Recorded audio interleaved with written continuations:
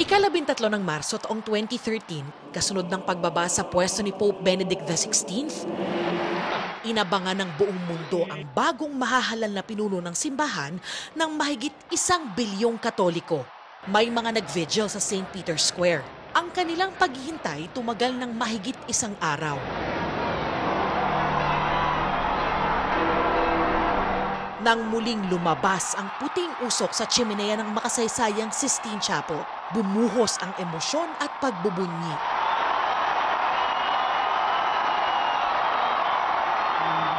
Habemus Papam.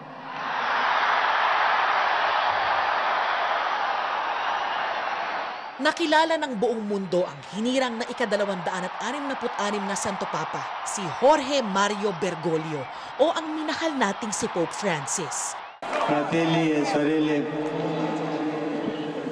vi lascio grazie tante dell'accoglienza. Pregate per me.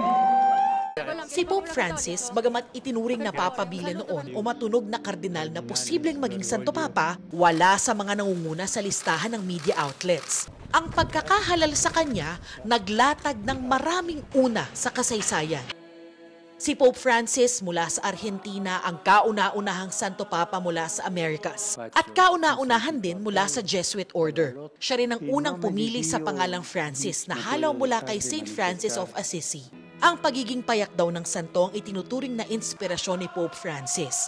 Bagay na napatunayan niya sa 12 taong pagsisilbi niya bilang Santo Papa. Pero higit sa pagiging payak, ang pagiging mapagkumbaba at progresibo ni Pope Francis ang naging tatak para ituring siyang the People's Pope.